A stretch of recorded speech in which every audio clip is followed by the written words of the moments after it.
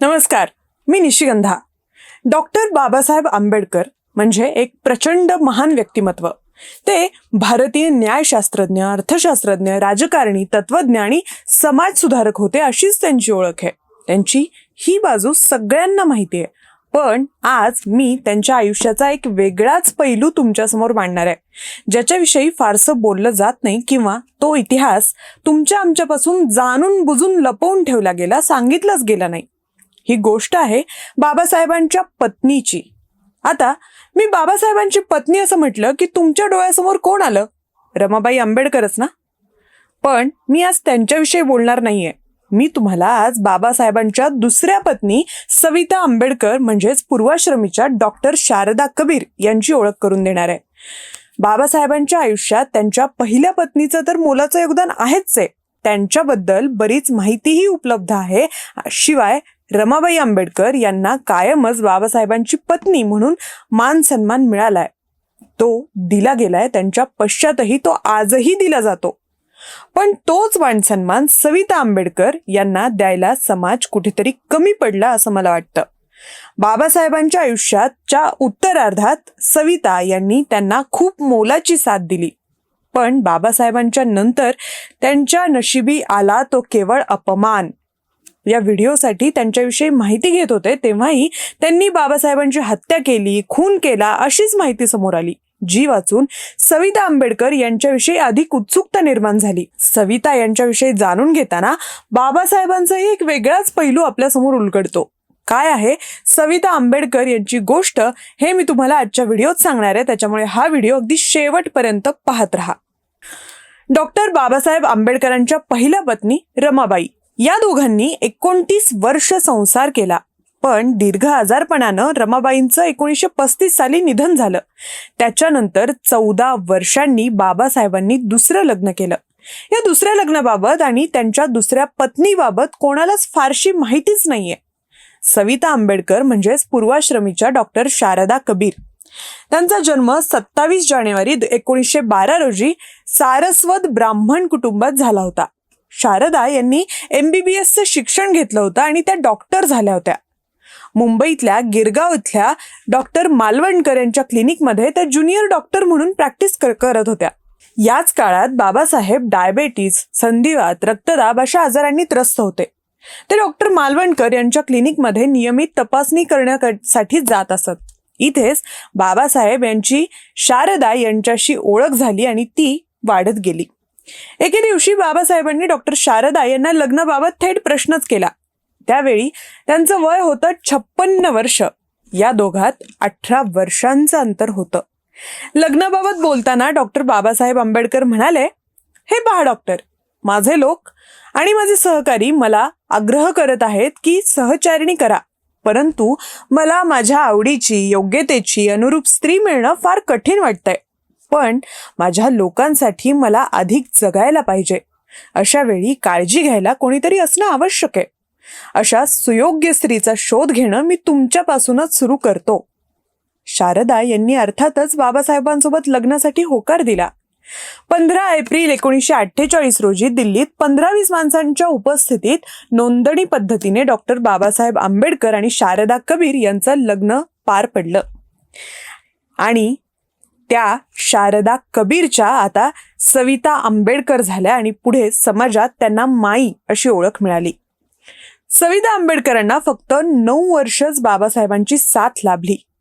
बाबासाहेबांच्या उत्तरार्धात जेव्हा त्यांना एका पाठिंब्याची गरज होती तेव्हा सविता यांनी त्यांच्या साथीदार म्हणून उत्तम कामगिरी पार पाडली.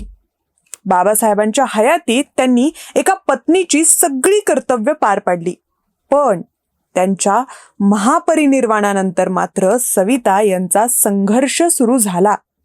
लग्न ठरल्यानंतर लिहिलेल्या एका पत्रात बाबासाहेबांनी आपल्यानंतर शरूचं काय होईल अशी चिंता व्यक्त केली होती. जणू त्यांना पुढे काय घडणार आहे याची कल्पनाच आली होती. डॉक्टर बाबासाहेब आंबेडकर गेले तेव्हा सविता यांना मात्र एका अग्निदिव्याला समोर जावं लागलं.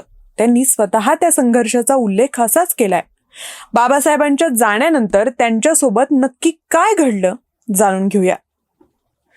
6 डिसेंबर 1956 बाबासाहेबांचं दिल्लीत निधन झालं. सगळ्या समाजावर दुःखाचा डोंगर कोसळला होता आणि अशाच स्थितीत सगळ्यांनी बाबासाहेबांचा जो अकस्मात मृत्यू झाला त्याच्याबद्दल संशय व्यक्त करायला सुरुवात केली. या संशयाचा फटका बसला तो माईंना म्हणजे सविता आंबेडकरांना. अनेकांनी त्यांनी बाबासाहेबांवर विषप्रयोग केला, त्यांची हत्या केली असे थेट आरोपच केले. त्यांना राहत्या घरातून बाहेर पडावं लागलं.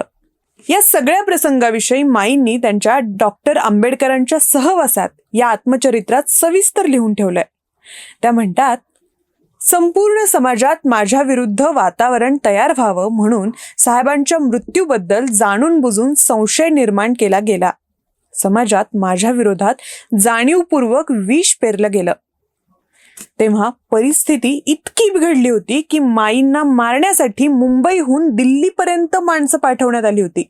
पण यातून माईंचा जीव कसा बसा वाचला.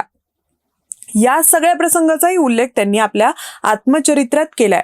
बाबासाहेबांच्या मृत्यूविषयी तेव्हाच्या अनेक नेत्यांना हा मृत्यू नैसर्गिक नसून काहीतरी घातपात असल्याचा संशय वाटत होता.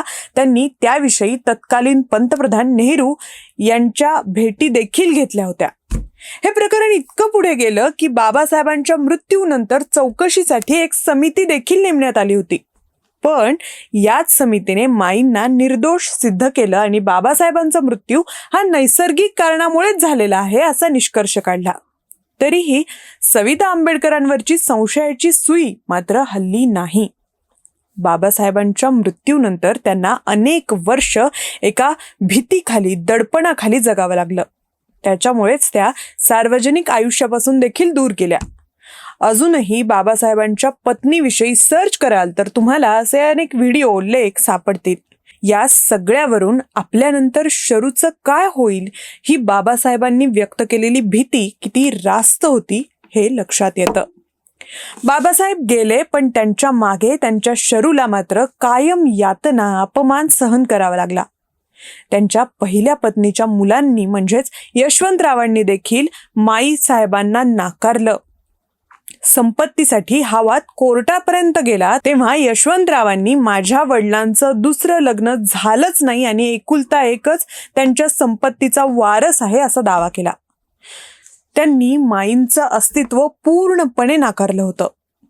तेव्हा न्यायाधीशांनाच मध्यस्थी करावी लागली आणि त्यांनी यशवंतरावांना, तुम्हाला असं वाटतंय का की तुमच्या वडिलांचे विवाह बाह्य संबंध होते, असं म्हणत जाब विचारला. बाबासाहेब समाजासाठी देव होते.